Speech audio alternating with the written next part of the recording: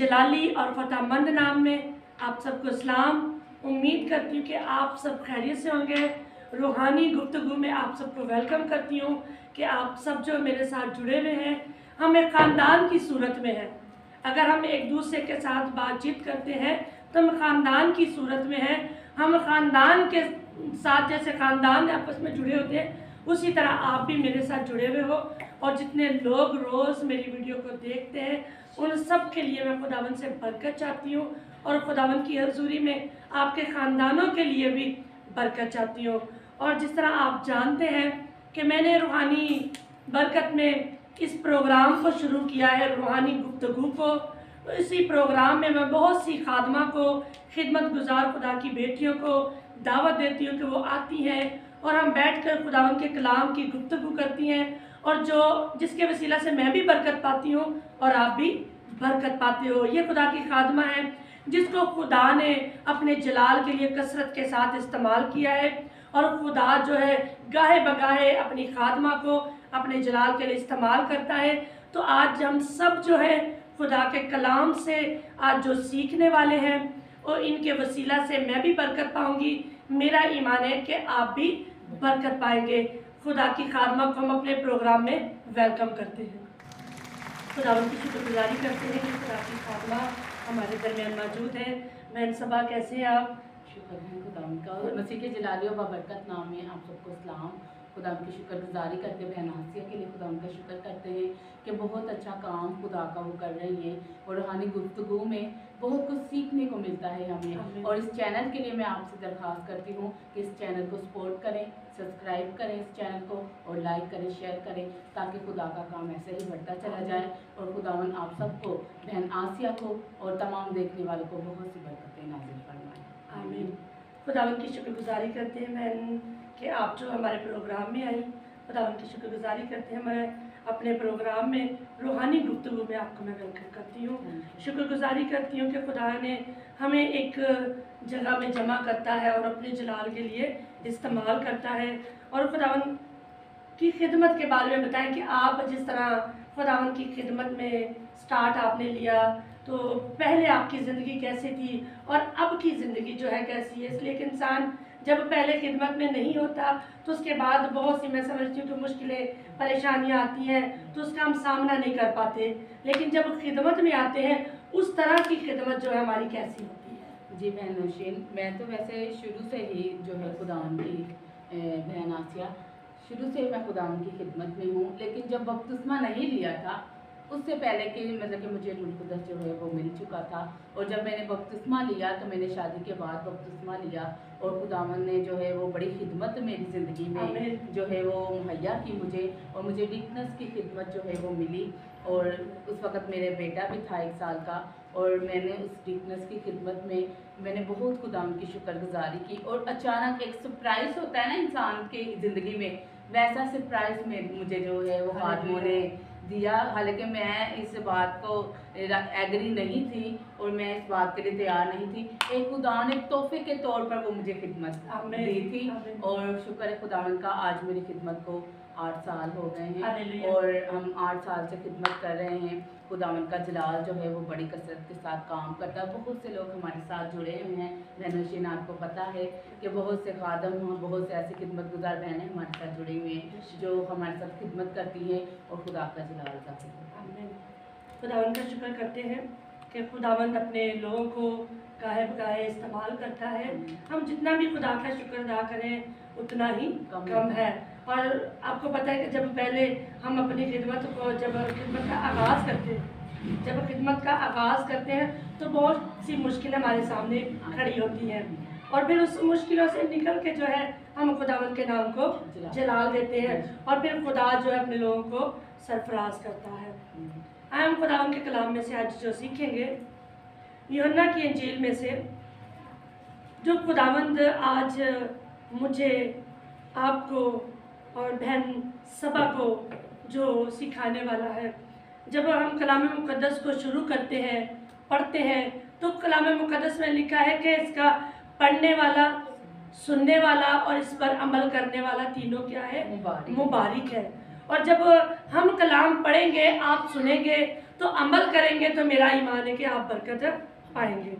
हम यूहन्ना की इंजील में से देखेंगे, यूहन्ना की इंजील उसका 12 बाब उसकी 24 आयत में से हम खुदावंद के कलाम में से पढ़ेंगे। 23 आयत में से हम पढ़ लेते हैं। कलाम मुकद्दस में लिखा है, यीशु ने उनसे जवाब में कहा कि वो वक्त आ गया कि इब्ने आदम जलाल पाए। खुदा का कलाम पढ़ा और सुना जाना हम सब के लिए भाई से बरकत हो। आए हम थोड़ी देर के लिए अपनी आंखों को बंद करेंगे। इस कलाम की रहनुमाई के लिए जो खुदा मेरा और आपका करता है, हम खुदा के पाक रूह की रहनुमाई चाहेंगे। मेहरबान खुदा, तेरा शुक्र, तेरी तारीफ, तेरी तमजीद करती हूँ। आज का तेरा कलाम सुनने वालों के लिए बाइस से बरकत हो, पढ़ने वालों के लिए बाइस से बरकत हो और अमल करने वालों के लिए तेरा कलाम आज बाइस से बरकत हो। तेरी शुक्रगुजारी करती हूँ। जितनी भी गुफ्तगू तेरे कलाम की जाए, मेरा ईमान है कि हम भी बरकत पाए और दूसरे भी बरकत पाएंगे। खुदावंद अपने कलाम की रोशनी में लेके चल ताकि तेरा जलाल जाहिर हो। अपनी बंदी की भी मदद रहनुमाई करना और खुदावंद मेरी भी मदद रहनुमाई करना, ताकि जो बोले तेरे कलाम से बोले, यीशु के नाम से आमीन। जी बहन सबा, हमने खुदावंद के कलाम में से पढ़ा, यूहन्ना की इंजील में से, कि खुदावंद यीशु मसीह के बारे में लिखा गया है। यीशु ने उनसे जवाब में कहा कि अब वक्त आ गया है कि इब्ने आदम जलाल पाए। इस बात पर हम रोशनी डालेंगे। हम दोनों मिलकर इस कलाम को सीखेंगे कि जिस तरह खुदावंद इस कलाम मुकद्दस में अपने मुबारक लबों से बयान करते हैं कि जिस तरह इब्ने आदम जो है वो तो जलाली है, वो तो खुद जलाल से भरा है, उसकी कुदरत है, जबकि लिखा है कि वो दुनिया का नूर है और नूर तारीकी में चमक रहा है। और फिर लिखा है कि अब वक्त आ गया है कि इब्ने आदम जलाल पाए। तो जलाल बहन सभा किस तरह खुदा पा सकता है, किस तरह खुदा के बेटे को जलाल मिल सकता है, इस बात पर थोड़ी सी हम रोशनी डालेंगे। बेशक बहन नौशीन, जैसे खुदावन का कलाम यहाँ फरमा रहा है, यीशु मसीह ने जवाब में उनसे कहा वो वक्त आ गया कि इब्ने आदम जलाल पाए। जलाल जो है वो खुदावन का हमें हर तरफ नजर आता है, हर तरफ से हमें खुदा का जलाल नजर आता है। हम उसका जलाल हर तौर पर देख सकते हैं। कलीसिया के अंदर हम खुदा का जलाल देखते हैं, लोगों की जिंदगियों के अंदर हम खुदा का जलाल देखते हैं, और उसके ऐसे बड़े बड़े काम जब हम देखते हैं जो हमारी जो है वो सोच से बालातर होते हैं, तो हमारे मुंह से निकलता है ये खुदा का जलाल था। आमीन आमीन। और इसी तरह खुदा जो है अपने जलाल को हमारी जिंदगियों में कसरत के साथ जो है वो जाहिर करता है।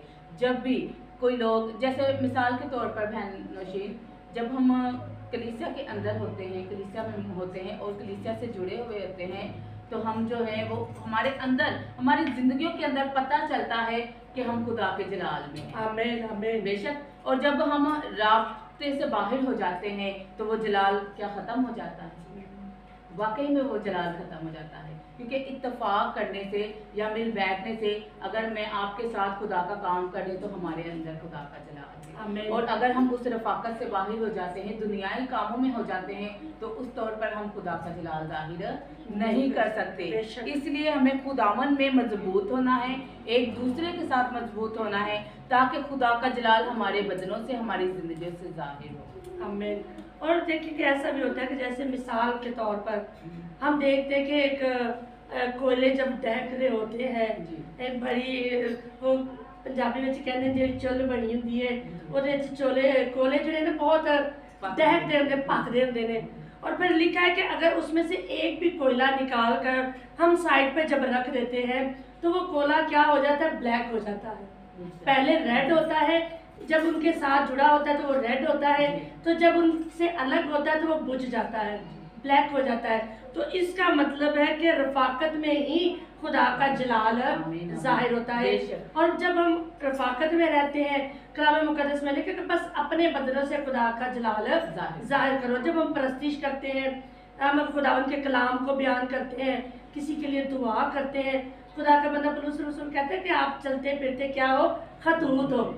हम चलते फिरते एक खत है कि लोग हमें पढ़ते हैं। तो जब खुदा का काम हमारे अंदर नज़र नहीं आएगा, हम खुदा के काम को ज़ाहिर नहीं करेंगे, तो लोग कैसे जानेंगे। और लिखा है कि वक्त आ गया है कि इब्ने आदम जलाल पाए। और फिर अगली आयत बड़ी खूबसूरत है, लिखा है कि मैं तुमसे सच कहता हूँ कि जब तक गेहूं का दाना जो है वो ज़मीन में गिर के मर न जाए तो वो अकेला रहता है। ये बड़ी खूबसूरत आयत है और खुदावन जो है इस आयत में हमें और सुनने वाले को बड़ी अच्छी एक सीख दे रहा है कि गेहूं का दाना जो ज़मीन में गिरता है तो वो फिर अकेला ही रहता है जब तक वो मर नहीं जाता। और कलाम मुकद्दस में लिखा है, खुदा का बंदा पौलुस रसूल कहता है, अब मैं जिंदा ना रहा बल्कि मसीह मुझ में जिंदा है। तो इस बात पर हम सीखेंगे कि गेहूं का दाना ज़मीन में जब बोया जाता है, गिराया जाता है, तो लिखा है कि जब तक वो मर ना जाए अकेला है। तो इस बात पे हम सीखेंगे कि खुदा का कलाम मेरे लिए, आपके लिए और सुनने वालों के लिए क्या बताता है। देखिए बहनोशीन, मत्ती की अंजील में जब हम पढ़ते हैं तो वहाँ पर खुदा का कलाम कहता है कि बीज बोने वाला बीज बो रहा है, बीज बोने के लिए निकला और उसने बहुत सा बीज बोया। बीज बाद में जो है उसकी जब तमसील की, खुदा ने मसीह ने जो इस तमसील को सिखाया तो वो बीज लोग थे, बेशक वो बीज लोग थे। और इसी के अंदर जब हम ये आयत को पढ़ते हैं तो इसमें भी बीज जो है वो हमें करार दिया गया है। हम खुदा जो है वो कलाम में बीज की हैसियत रखते हैं और जब बीज बोया जाता है, जब वो गिर जाता है, वो अकेला जो है वो मर जाता है। और मरने की जो बात है वो है हमारी ख्वाहिशें। वो है जब हम अकेले होते हैं, तन्हा होते हैं या खुदावन के साथ होते हैं तो हमारी ख्वाहिशें जो है वो हमें ख़त्म करनी होती है। अपने आप को हमने मारना होता है जब हम कलाम के साथ जुड़े होते हैं। तो उस ख्वाहिशों को ख़त्म करके जब हम जो है वो दफन होते हैं, या दफन को हम ये भी कह सकते हैं कि जब हम मसीह में बपतिस्मा लेते हैं तो हम दफन होते हैं। और जब हम उठते हैं तो खुदा के फलों के साथ हमारी ज़िंदगियां बहाल होती हैं। खुदा के फल जो है हमारी ज़िंदगी में नज़र आना शुरू हो जाते हैं। इसकी तमसील यही मैं तो कहूँगी बहनोशी कि जब जैसे यहाँ खुदा का कलाम कहता है, मैं तुमसे सच कहता हूँ कि जब तक गेहूं का दाना ज़मीन में गिरकर मर नहीं जाता अकेला रहता है, लेकिन जब मर जाता है तो बहुत सा फल लाता है। आमीन आमीन। और जब हम अपनी ख्वाहिशों को, अपनी उन तमाम ज़रूरतों को जो दुनिया में होती हैं उनको मारते हैं, उनको नेस्त करते हैं, तो फिर हम जब है दुनिया के अंदर हमारी पुरानी इंसानियत मर जाती है। और ये जी बहन, तुम्हारा आपकी बात बचा है। और ये भी बात है ना कि जब हम अकेले होते हैं तो इब्लीस जो हमें ज़्यादा इस्तेमाल करने की कोशिश करता है। जब अकेले होते हैं तो अलग अलग हमारी ख्वाहिशें जो है हमारे अंदर से निकालता है। वो कहता है कि आप ये कर लो, आप ये कर लो, आप वो करने के लिए हमें कहता है जो खुदा को पसंद नहीं होती। और फिर हम जब अकेले होते हैं तो हमारी ख्वाहिशें जो है गलत उठती हैं। तो इसीलिए हमें रफाकत में रहना चाहिए कि वो हमेशा अकेला बंदा वो जो है ना मुर्दे जैसे ही रहता है। तो हमें चाहिए कि खुदा के काम को करना चाहिए, खुदा के काम को फैलाना चाहिए। जितना हम रफाकत में रहेंगे, जितना हम खुदावन के कलाम को लेकर एक साथ चलेंगे। यीशु मसीह ने भी तो जब खिदमत का आगाज़ किया तो उसने भी दो जोड़ी बना के जो है वो खिदमत के लिए भेजा था। तो हम भी इस बात को सीखते हैं कि अकेला बंदा कुछ नहीं कर सकता। लिखा है कि अगर एक गिरता है तो दूसरा उसे उठा लेता है। तो इसी तरह अगर एक कमज़ोर पड़ता है तो दूसरा जो है उसकी कमज़ोरी में उसकी मदद देकर उसको दलेरी देता है।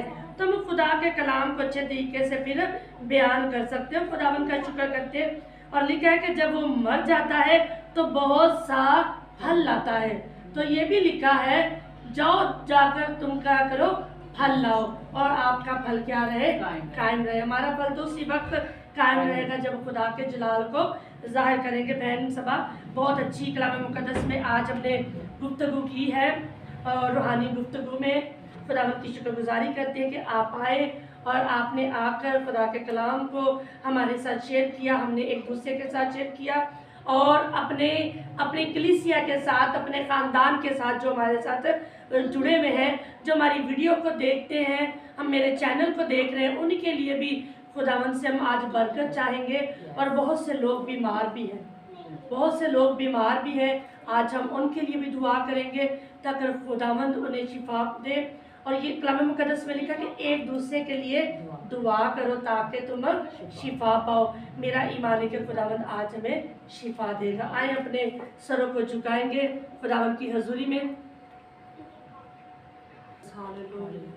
हालेलुया, खुदावंद तेरा शुक्र हो, तेरी तारीफ हो। हालेलुया हालेलुया रज़ा बाबा रबी का तरह शंदरा से खुदावंद तेरी शुक्रगुजारी करते हैं खुदावंद खुदा कि तू मौजे करने की कुदरत रखता है खुदावंद खुदा। तेरी शुक्रगुजारी करते हैं कि आज रूहानी गुफ्तगू में खुदावंद हमने तेरे कलाम से सीखा कि खुदावंद हम तेरे जलाल को जाहिर करें, तेरी कुदरत को जारी करें खुदावंद खुदा।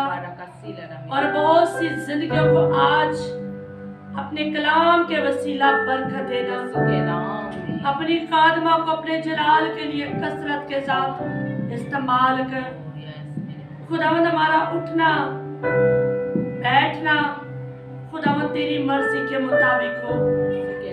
और बहुत सी जिंदगियों को खुदा बाप तेरी हजूरी में लेके आते हैं और चाहते हैं कि वो जिंदगियां तेरे नाम से बहाल हो जाए, कसरत की बरकत पाए खुदावंद खुदा। और बहुत से लोग जो बीमार हैं उनकी बीमारियों का इलाज कर खुदावंद खुदा। अपनी कुदरत को नाजर कर। और खुदावंद जितनी जिंदगी हमें रोज बर रोज देखती है उन सब के लिए भी बरकत चाहते, उनके लिए भी रूहानी बरकत के लिए खुदावंद तेरी हजूरी में झुक जाते खुदावंद खुदा। रूहानी बरकत खुदावंद ने अता कर तेरी शुक्रगुजारी करती है खुदावंदा। ये सब कुछ मांगते हैं तेरे बेटे अपने खुदावंद यीशु के नाम से, आमीन। खुदावंद की शुक्रगुजारी करते हैं कि खुदावंद ने आज हमें मौका बख्शा, खुदावंद के नाम को जलाल दिया। खुदावंद की शुक्रगुजारी करते हैं। आप हमेशा खुश रहें, शादमान रहें और मेरे रूहानी बरकत चैनल को आप लाइक करें, शेयर करें। और जितना आप लाइक करेंगे, शेयर करेंगे, मेरा ईमान है खुदा का कलाम उतना ही फैलता जाएगा। और रूहानी गुफ्तगू में भी जो शामिल होना चाहते हैं मैं उनके लिए भी खुदावंद से दुआ करूंगी कि खुदा आपको भी ये मौका दे कि हम सब मिलकर एक खानदान की सूरत में खुदावंद की इबादत करें, रूहानी गुफ्तगू करने वाले हो। हमेशा खुश रहें, शादमान रहें और हमेशा खुदावंद का चेहरा आप पर जलवा कर रहे। God bless you. जय मसीह।